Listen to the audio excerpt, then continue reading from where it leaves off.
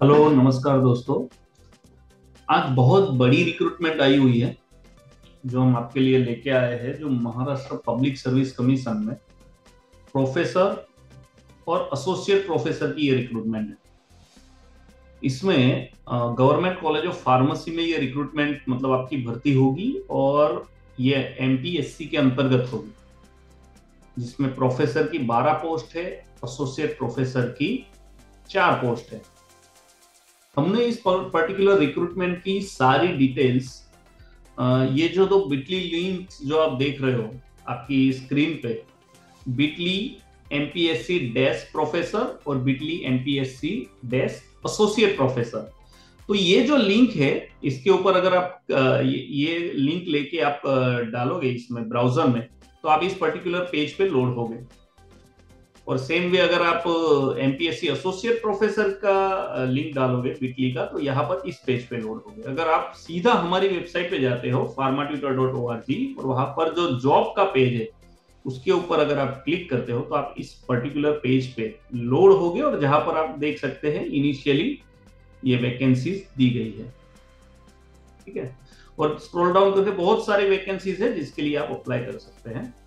ठीक है, हम अभी बात कर रहे हैं स्पेसिफिकली ये जो रिक्रूटमेंट एमपीएससी के थ्रू आया है।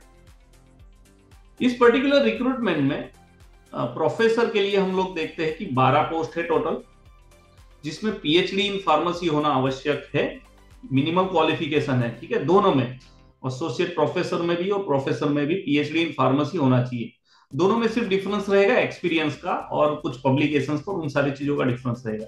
बाकी मिनिमम क्वालिफिकेशन पीएचडी होनी अति आवश्यक है।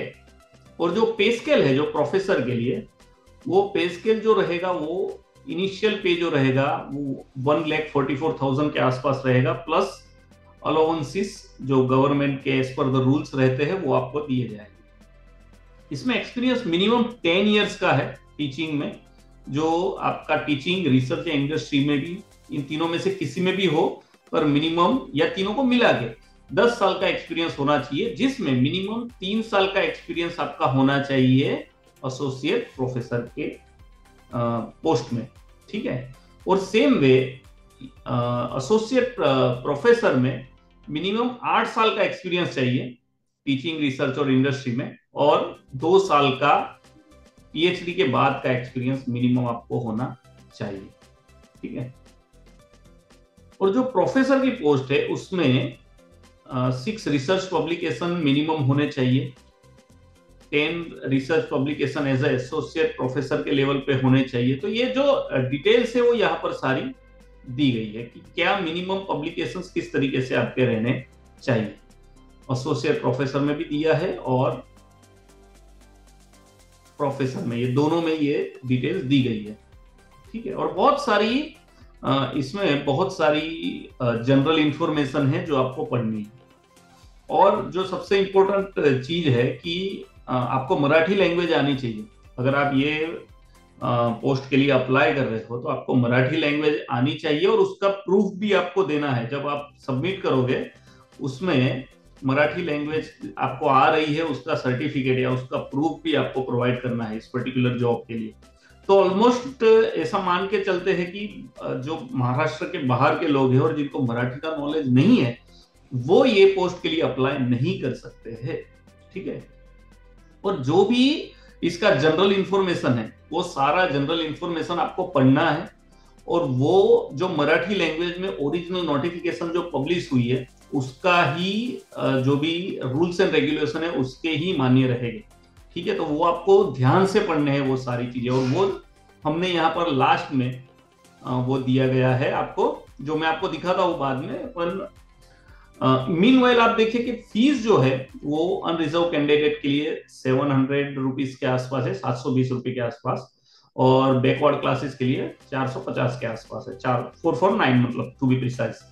तो ये सारी डिटेल्स जो है वो आप पढ़िए और इस तरीके से आप इस पोस्ट के लिए अप्लाई करिए। और ये जो फीस है ये भी आप ऑनलाइन पे करनी है, आपको ऑनलाइन पे कर सकते हैं, या फिर ऑफलाइन भी उन्होंने दिया है कि आप बैंक में जाके भी पे कर सकते हैं, पर आई थिंक इस जमाने में कन्वीनियंट रहेगा कि आप ऑनलाइन ही पे कर दे, इजी है मतलब। ठीक है,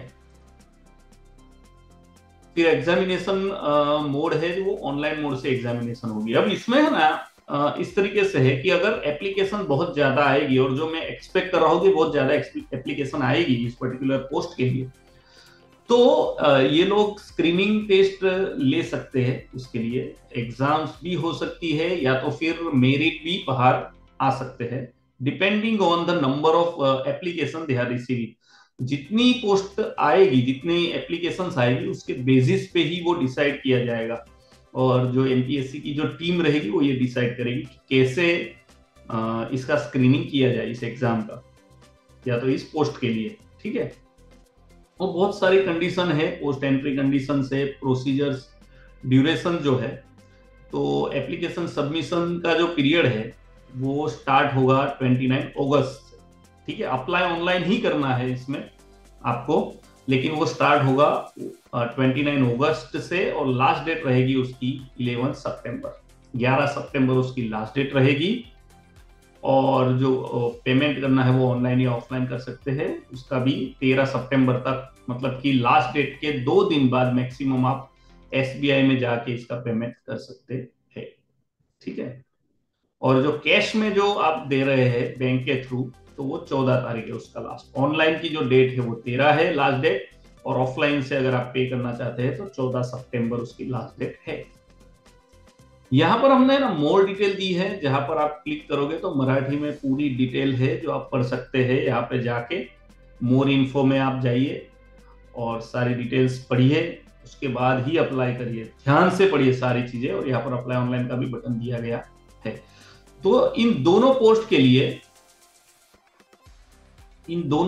लिए in detail advertisement pharma tutor में पोस्ट की है। तो मैं आशा करता हूँ आप डेफिनेटली ये पढ़ेंगे और अप्लाई करेंगे। और मुझे ये भी आशा है कि आपको ये पोस्ट, हमारा जो ये वीडियो है, ये अच्छा लगा होगा।